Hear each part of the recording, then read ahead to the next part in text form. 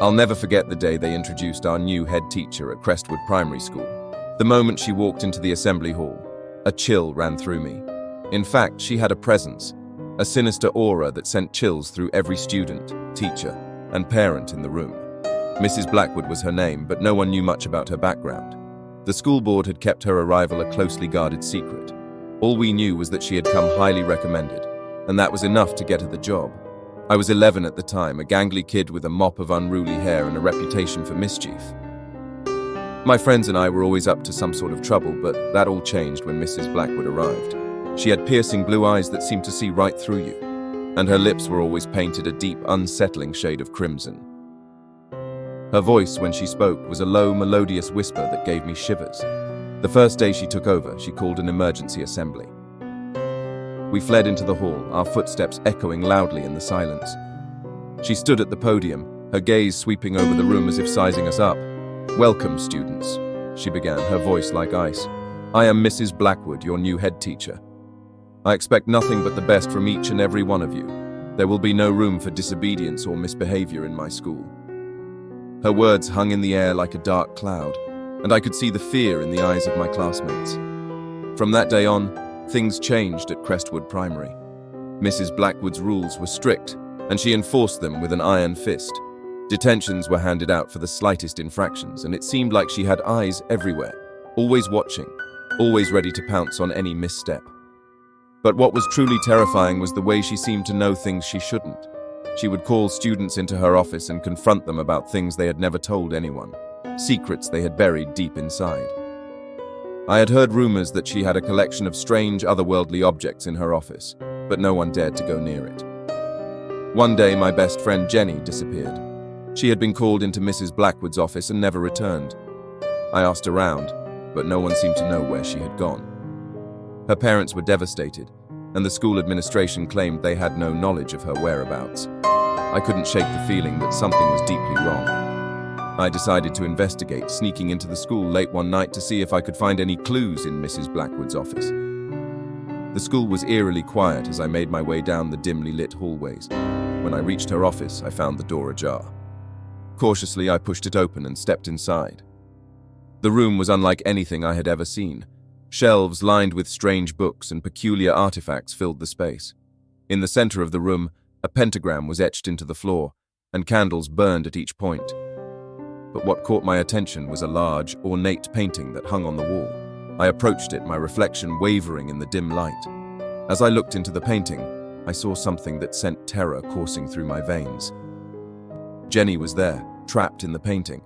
Her eyes were wide with fear, her mouth moving soundlessly as if she was screaming for help. I reached out to touch the painting, but it was ice cold to the touch, and my hand passed through it as if it were nothing more than an illusion. I stumbled back, my heart pounding in my chest. What had Mrs. Blackwood done to my friend? And what was the purpose of this sinister painting? I knew I had to find answers, and the only way to do that was to confront Mrs. Blackwood herself. The next day, I decided to wait for her after school. I hid behind a row of lockers, watching as she left her office and headed down the empty hallway. As she passed by, I stepped out and confronted her. "What have you done with Jenny?" I demanded, my voice shaking with anger and fear.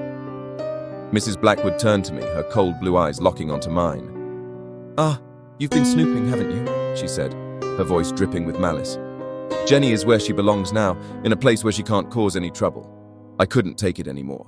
I lunged at her, desperate to get answers, but she was faster and stronger than I could have ever imagined. She easily overpowered me, her nails digging into my skin as she pinned me to the ground. "You should have stayed out of this, dear," she hissed, her face contorted with rage. "Now you'll join your friend." I struggled against her, but it was no use. She was too powerful. With a wave of her hand, she summoned the painting from her office. It hovered in the air, and I could see Jenny's terrified face within it. As Mrs. Blackwood chanted strange incantations, the painting began to glow with an eerie, otherworldly light. I felt myself being pulled toward it, my body twisting and contorting as if being sucked into another dimension. And then, everything went dark. I woke up in a place I couldn't recognize. It was a realm of darkness and shadows, a place where time had no meaning. Jenny was there too, her eyes filled with despair. "We're trapped," she whispered, her voice barely audible. "Trapped in Mrs. Blackwood's world."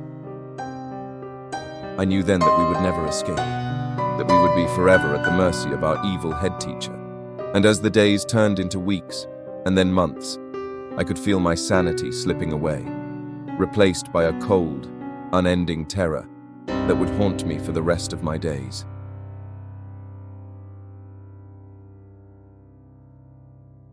It all began innocently enough with the discovery of an old script in the dusty, forgotten corners of our school library.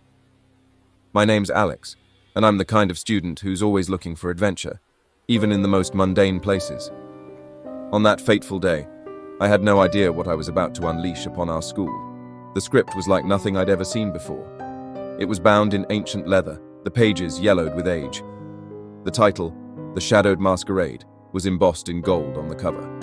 As I flipped through the pages, the words seemed to beckon me, as if they held some dark, hidden power. I couldn't resist the temptation. With the annual school day approaching, I thought it might be a great idea to stage this forgotten play.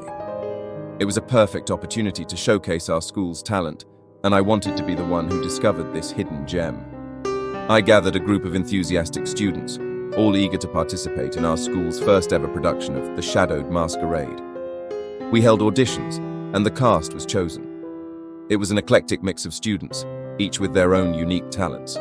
Rehearsals began, and that's when things started to take a strange turn. The actors, once they stepped onto the stage, seemed to change. Their voices no longer sounded like their own, but rather like echoes from some distant, long-forgotten past. It was as if the characters in the play were taking over their very souls. I played the lead role, Gabriel, a tortured artist trapped in a nightmarish masquerade ball. The character was haunted by a mysterious, enigmatic figure named the Masked Spectre. My fellow actors, too, began to exhibit peculiar behavior as they delved deeper into their roles.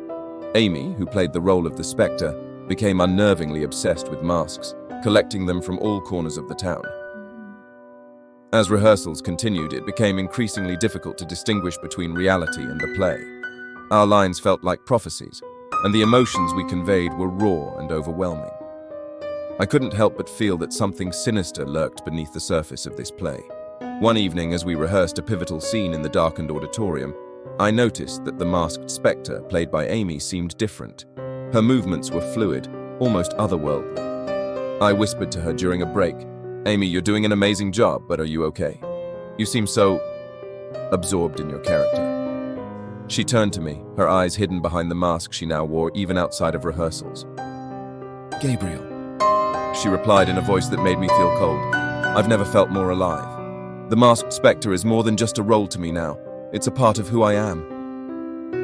I couldn't deny that I felt a similar connection to my character, Gabriel. It was then that I decided to investigate the origins of the Shadowed Masquerade. I scoured the school's archives and questioned the librarians, but no one could shed any light on the play's history. It was as if it had appeared out of thin air, a cursed relic from the past.